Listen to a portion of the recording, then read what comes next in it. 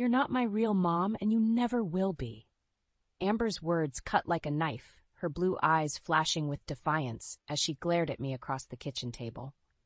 "Your father is barely in the ground, and all you care about is his money?" I struggled to keep my voice steady, gripping the coffee mug to stop my hands from shaking. "Do you have any idea how selfish and shallow that is?"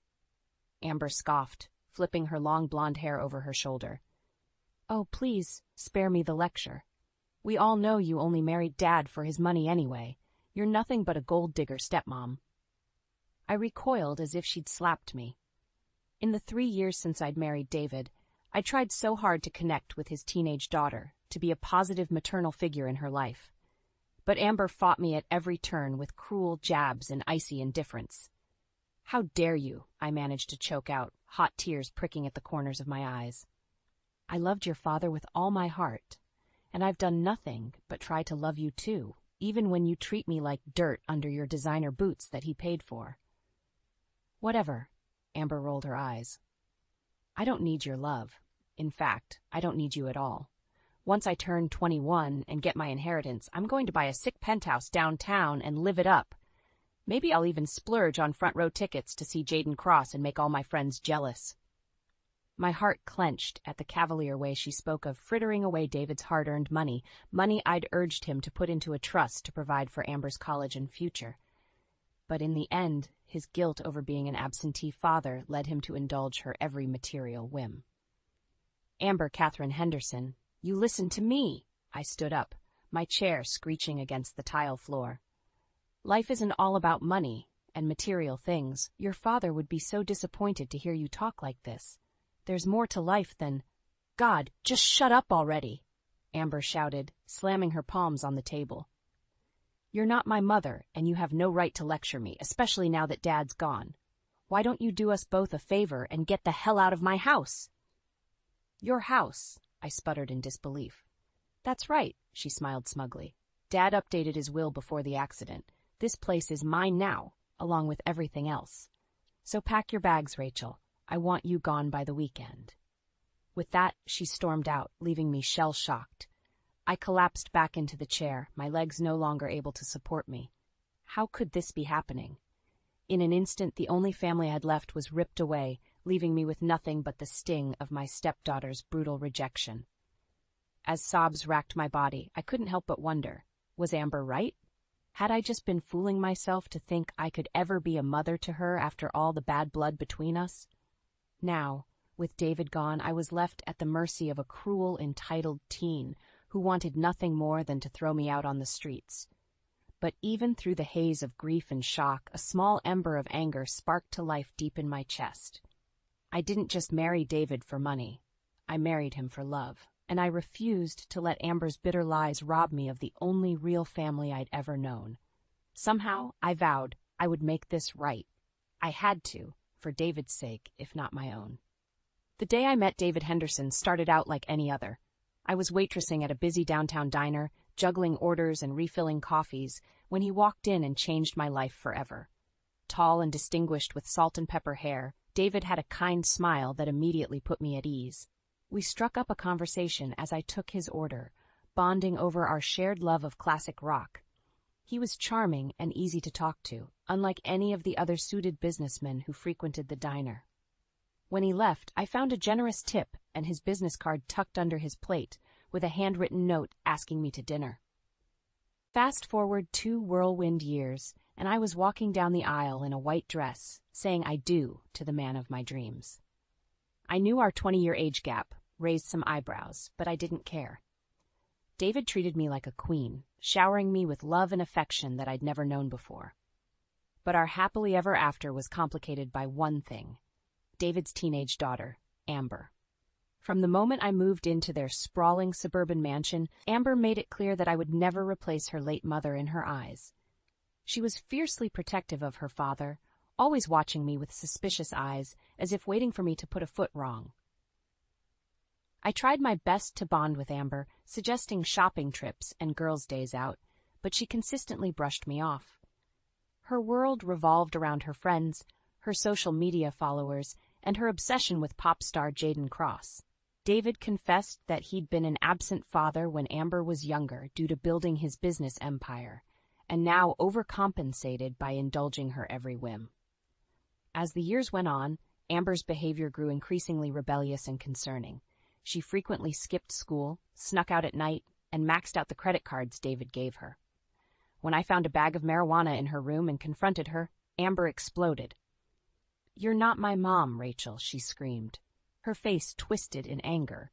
"Stop trying to control my life and mind your own damn business." I was stunned by the vitriol in her voice.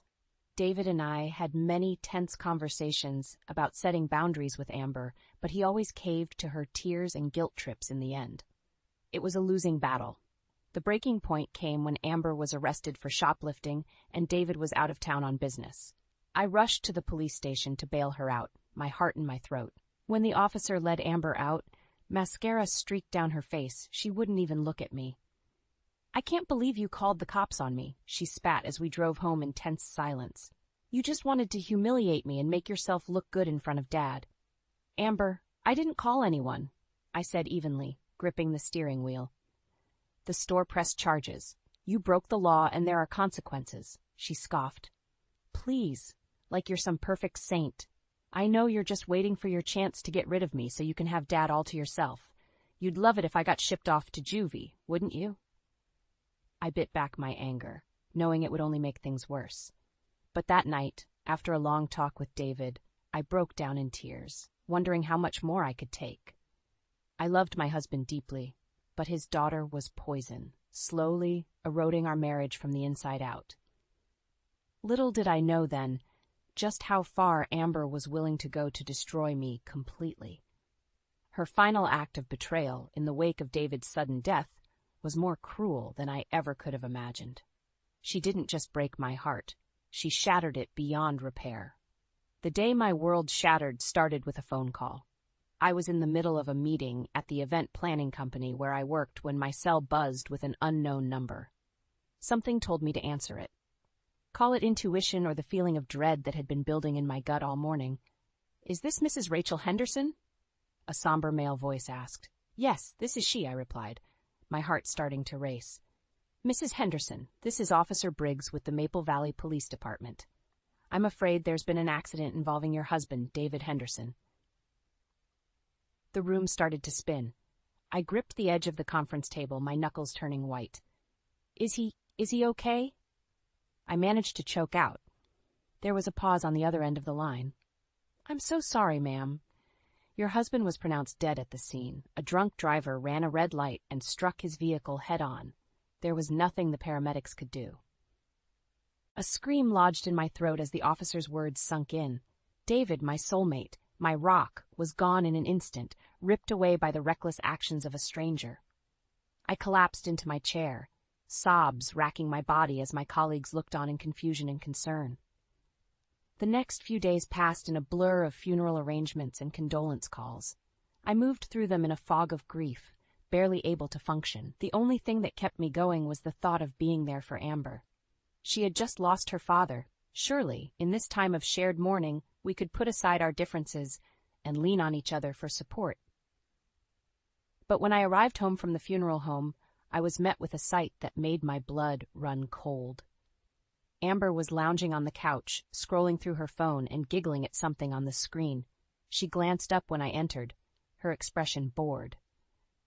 "Oh, hey, Rachel," she said casually, as if discussing the weather. "What's for dinner?" "I'm starving."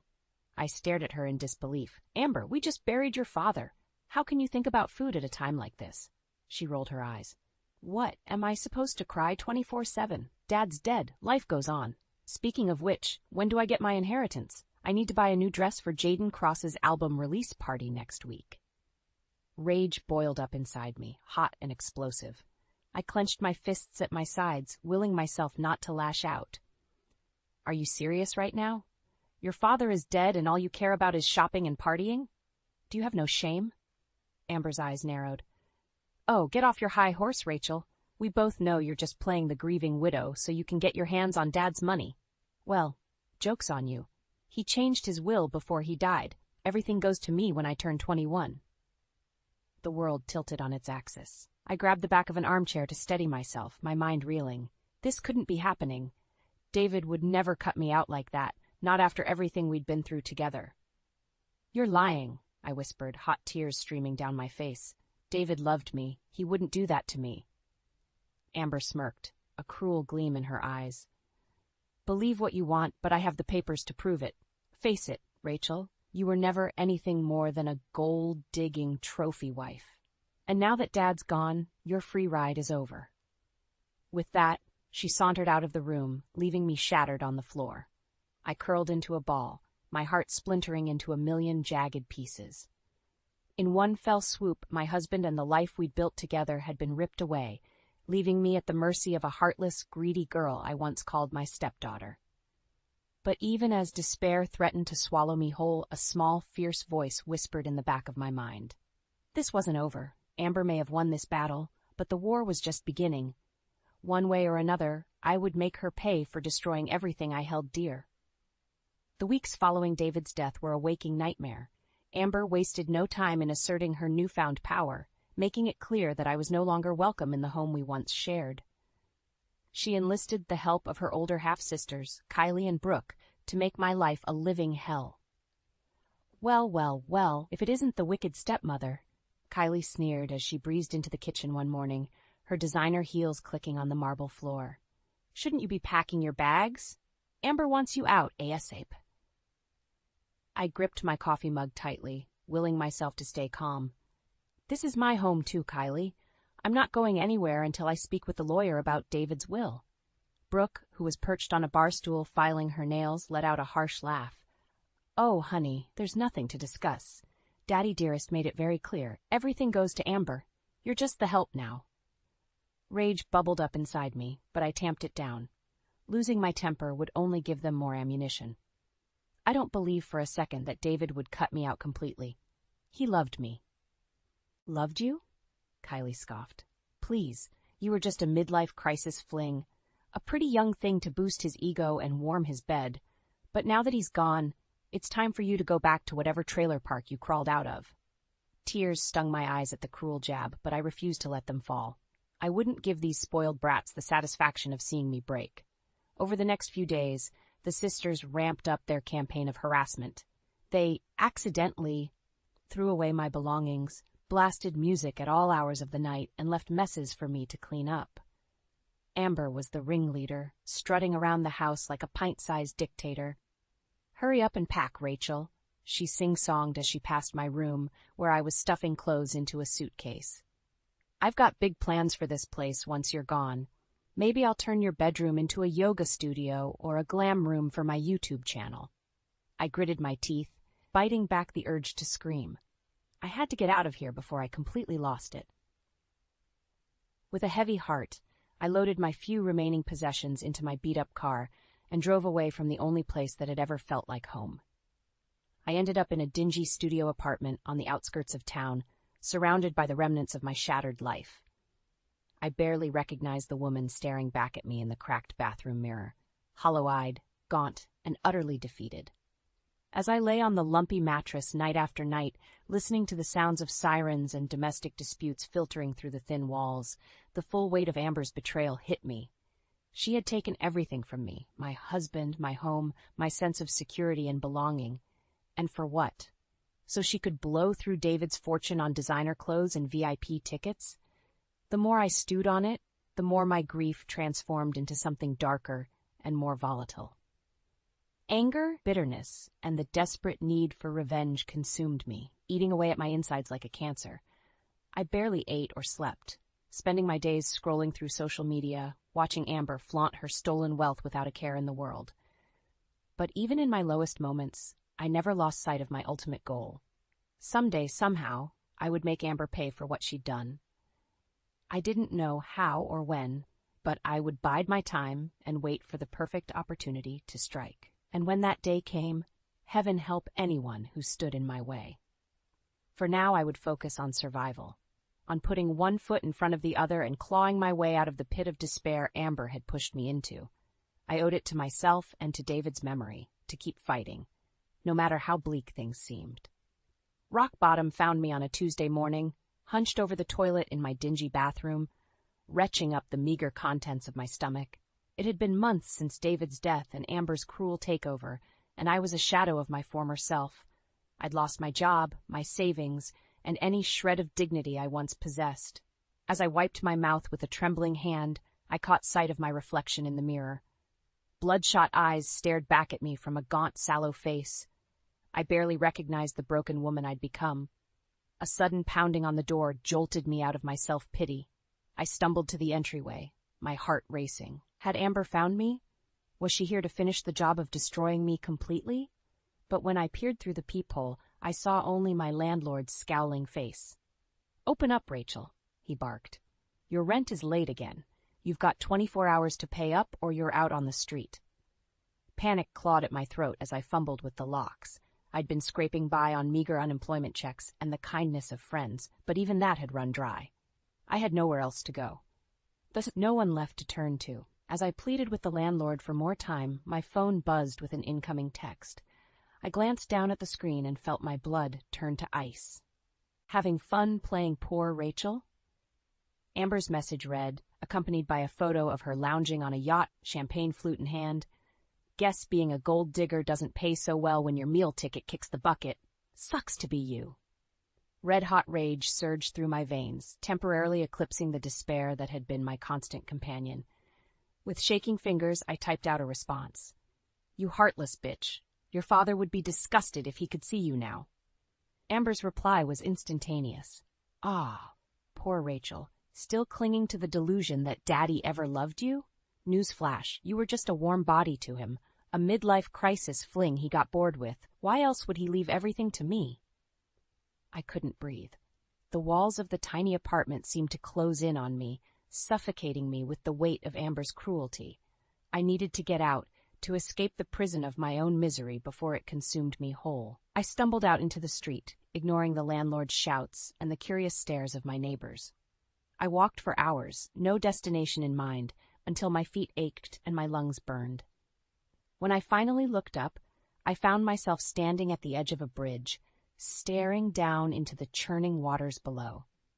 It would be so easy, I thought dimly, to just let go and drift away on the current, leaving all the pain and heartache behind. Amber would probably throw a party if she found out I'd offed myself, one less obstacle in her path to total domination. But even as the dark thoughts swirled in my head, a small, fierce voice whispered in the back of my mind, "Don't let her win, Rachel. Don't give that spoiled brat the satisfaction of breaking you completely."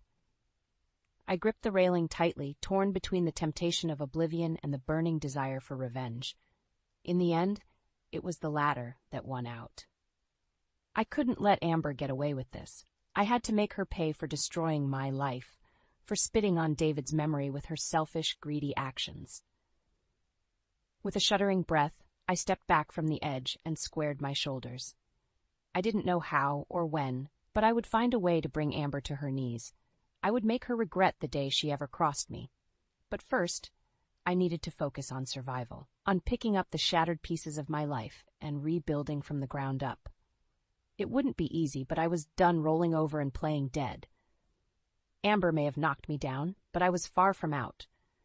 And when the time was right, I would rise from the ashes and make her rue the day she ever underestimated Rachel Henderson. Karma has a funny way of sneaking up on you when you least expect it. For months after my breakdown on the bridge, I barely functioned, going through the motions of life like a zombie.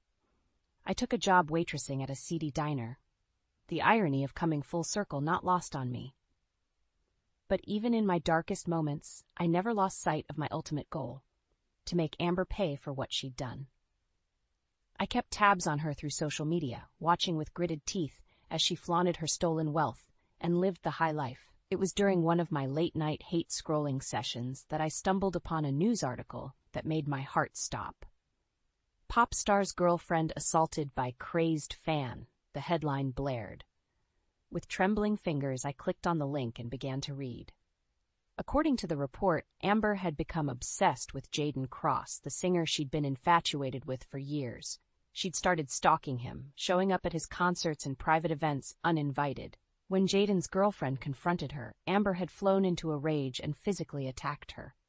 The article included a mugshot of Amber, her once perfect face twisted into a snarl of rage and entitlement.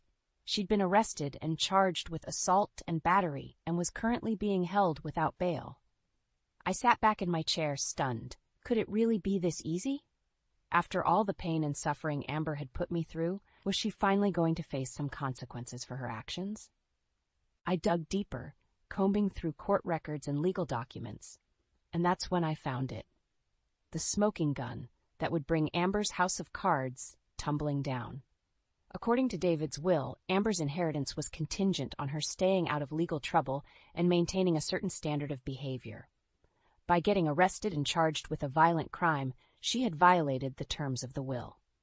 And that meant the entire estate would revert to the secondary beneficiary, me. I couldn't believe it. After all this time, the key to my revenge had been right under my nose. I wasted no time in contacting David's lawyer and setting the wheels in motion. When the day of the hearing arrived, I strode into the courtroom with my head held high. Amber was there, looking small and pathetic in her orange jumpsuit, her once perfect hair stringy and unkempt. As the judge read out the terms of the will and the consequences of Amber's actions, I watched the color drain from her face. She turned to me, her eyes wide with panic and disbelief. "Rachel, please," she whispered, her voice trembling. "Don't do this. I'm sorry for everything, I swear. Just give me another chance." I looked at her coldly, unmoved by her crocodile tears. "You had your chance, Amber. You blew it the moment you decided to spit on your father's memory and treat me like dirt. This is the consequences of your own actions." The judge banged his gavel, making it official. The entire Henderson estate, all of David's hard-earned wealth and assets, now belonged to me. And Amber was left with nothing but a criminal record and a mountain of legal fees. I walked out of the courthouse that day feeling lighter than I had in months. Justice had finally been served, and Amber was getting a long-overdue taste of her own medicine. But even as I savored my victory, I knew my work was far from over. I had a new mission now, to honor David's legacy and use his fortune to make a positive difference in the world. Amber may have tried to destroy me, but in the end, she only made me stronger. And I was determined to make the most of this second chance at life, free from the toxic influence of my wicked stepdaughter. The day of Amber's sentencing arrived, and I made sure I had a front-row seat in the courtroom. After her arrest and the revelation that she had violated the terms of David's will, the case against her had proceeded swiftly. Her high-priced lawyers had tried every trick in the book to get her off, but the evidence was overwhelming. As I took my seat behind the prosecutor's table, I felt a sense of grim satisfaction.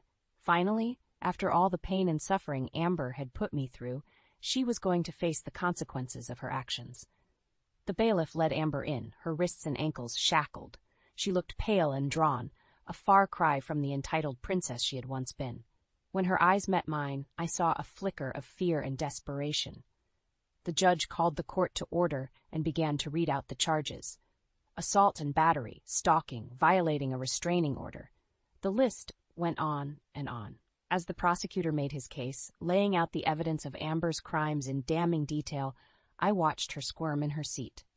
She knew she was trapped, that there was no way out of this mess she had created for herself. Finally, it was my turn to speak. As the victim of Amber's cruelty and betrayal, I had been granted the right to deliver an impact statement before the court. I stood up on shaking legs, taking a deep breath to steady myself. I looked directly at Amber as I began to speak. "Your Honor, I stand before you today not just as the victim of Amber Henderson's crimes, but as a survivor of her emotional abuse and manipulation. For years, I tried to be a good stepmother to her, to love and support her even as she pushed me away at every turn." I paused, my voice cracking with emotion. But Amber didn't want my love. She wanted my husband's money, and she was willing to do anything to get it. When David died and left his estate to her, she saw her chance to get rid of me once and for all. I described the campaign of harassment and intimidation Amber and her sisters had waged against me, the cruel taunts and vicious lies they had spread. I spoke of the toll it had taken on my mental and physical health, the despair and hopelessness I had felt. But even in my darkest moments, I never lost sight of the truth. Amber may have thought she was untouchable, that she could get away with anything because of her wealth and privilege, but in the end, her own actions were her undoing. I turned to face Amber directly, my voice steady and strong. You may have taken everything from me, Amber. My home, my security, my sense of self-worth, but you couldn't take away my integrity or my determination to see justice served. Amber glared at me, her eyes filled with hatred and resentment. You think you've won, don't you? She hissed. You may have the money now, but you'll never be half the woman my mother was. You're nothing but a pathetic gold digger who got lucky. The judge banged his gavel, silencing her outburst.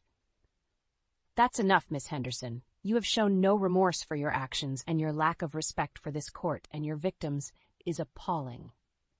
He turned to me, his expression softening.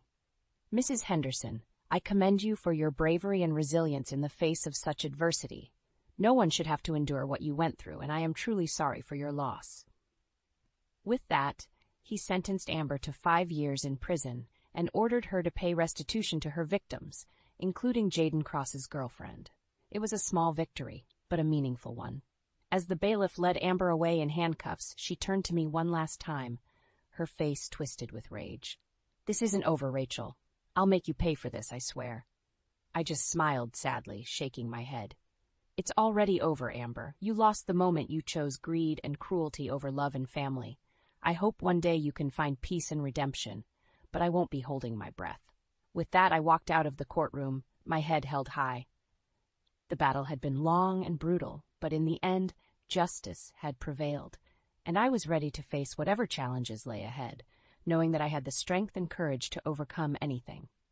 5 years later, I stood in the foyer of the Henderson mansion, taking in the elegant decor and the soft strains of classical music filling the air.